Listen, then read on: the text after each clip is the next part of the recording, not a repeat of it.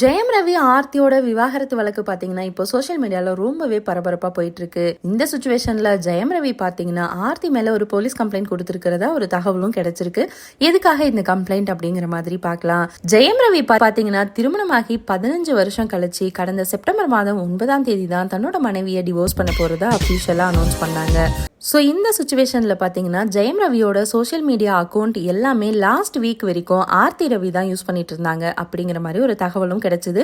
Last week Jayam Ravi மெட்டாவுக்கு டைரக்டாக வந்து contact பண்ணி என்னோட அக்கௌண்ட்டை மீட்டு கொடுங்க அப்படின்னு சொல்லி அவரோட சோஷியல் மீடியா அக்கௌண்ட்டை எல்லாத்தையுமே ரெக்கவர் பண்ணி எடுத்திருக்காரு.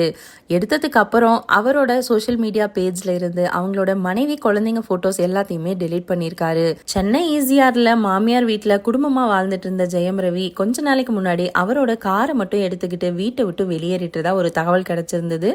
ஆனா இப்போ ஜெயம் ரவி என்ன சொல்லியிருக்காங்க அப்படின்னு பாத்தீங்கன்னா, நானா வீட்டை விட்டு வரல, அவங்களா என்னைய வீட்டை விட்டு அனுப்பியிருந்தாங்க. இந்த சுச்சுவேஷன்ல சென்னை அடையார்ல இருக்கிற போலீஸ் ஸ்டேஷன்ல ஒரு கம்ப்ளைண்ட்டையும் கொடுத்திருக்காரு. அந்த கம்ப்ளைண்ட்ல என்ன சொல்லியிருக்காரு அப்படின்னு பாத்தீங்கன்னா, என்ன வீட்டுல இருந்து வெளியே அனுப்பிட்டாங்க.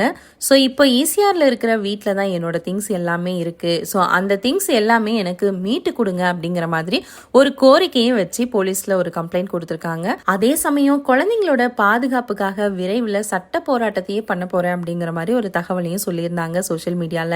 ஸோ 10-20 வருஷம் ஆனாலும் பரவாயில்ல, குழந்தைங்களோட பாதுகாப்பு எனக்கு ரொம்ப முக்கியம் அப்படிங்கிற மாதிரி சொல்லியிருந்தாங்க. ஸோ இதுக்கப்புறம் பாத்தீங்கன்னா அவரோட சட்ட போராட்டம் குழந்தைங்களுக்காகவும் இருக்கும் அப்படிங்கிற மாதிரி போயிட்டு இருக்கு.